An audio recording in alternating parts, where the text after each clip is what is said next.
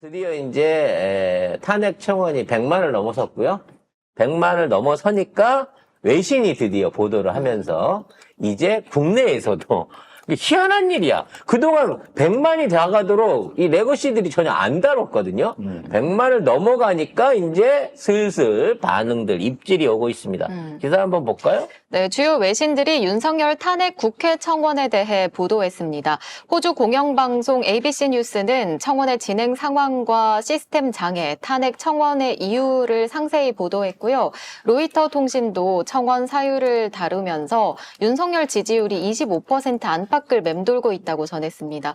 그 밖에도 미국 시사주간지 타임과 CNBC 방송, 또 홍콩 사우스차이나 모닝포스트, 튀르키예 아나돌루 통신 등도 로이터를 인용해서 관련 내용을 튀르키예까지 보도했습니다. 나갔어? 윤석열 유명해지겠네. 아주.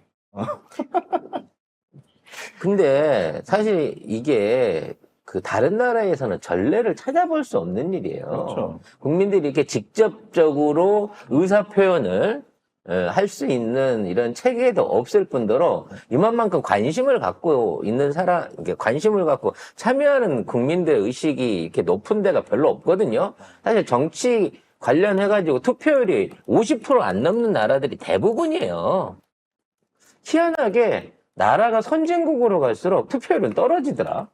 후진국인 경우에 투표율이 높아요. 근데 우리는 선진국이면서 투표율이 높은 편에 속하는 나라입니다.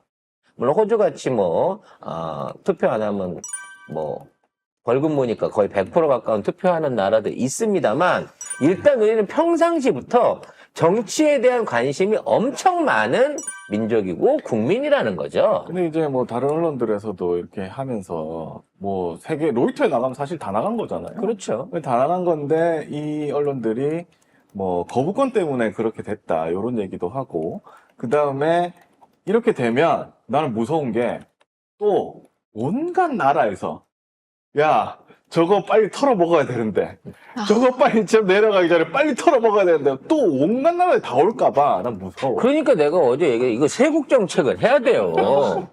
더 이상 OECD 20개국 22개국 순위에 밀린 나라들은 아니 한 6개월 정도는 입국을 못하게 해야 됩니다, 지금. 근데 모든 나라가 오면 안 돼. 우리 위험해 지금.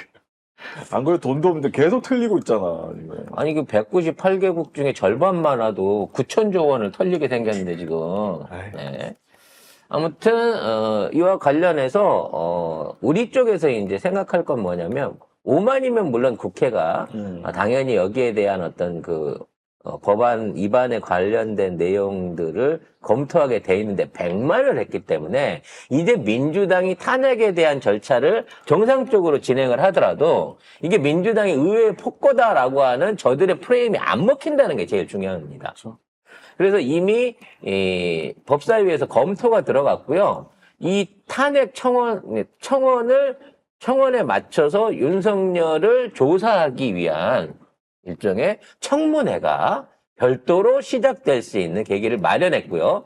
민주당도 이제는 당론으로 탄핵을 추진하는 것을 본격화한다고 합니다.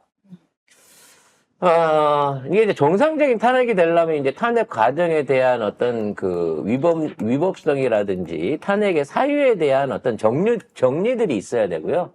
여기에 대한 이 변호인단들을 꾸려야 되고, 그리고 그와 맞춰서 증거 수집을 해야 되는 상황이에요. 왜냐면 옛날처럼 특검이 해가지고 이거를 진행해서 기소를 하고 그로 인해서 탄핵이 이루어졌던 그거랑 또 다른 게 있거든요.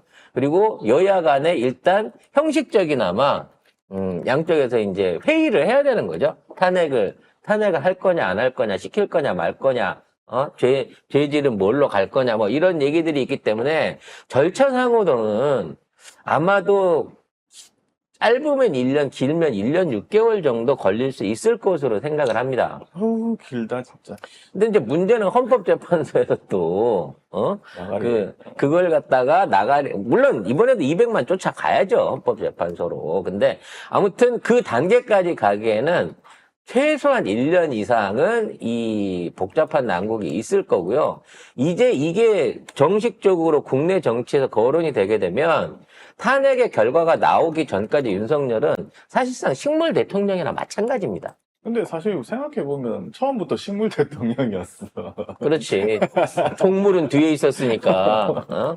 식물 대통령을 앞세워놓고 동물은 5층에 있었으니까. 근데 진짜 윤석열 되고 나서 정말 많은 걸 배우는데 요런 이 5만 명 이상 동의한 청원이 요게 이게 회부돼가지고 타당성 인정되면 이거를 본회의에 올릴 수 있고 요 과정에서 청문회를 개최할 수 네. 있다고 나 처음 알았거든요.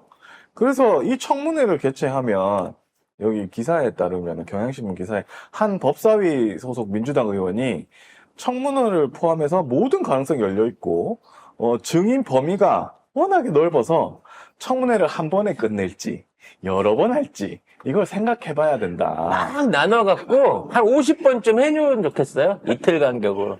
물론 그럼 우리 방송은 망하겠지만 괜찮습니다. 나라가 망하고 있는데 지금 우리 방송이 아니, 근데 앞으로 우리는 이제 청문회 하는 시간에 청문회 해설 방송으로 그거 좋다. 그걸로 우리가 갈아타면 돼요. 우리 생중계하자, 지난번. 실시간 생중계 그 사람들 되게 재밌어 하잖아요. 그걸 하면 돼요. 네. 아마도 깜놀할 일들이 증언들이 계속 나오게 될 겁니다.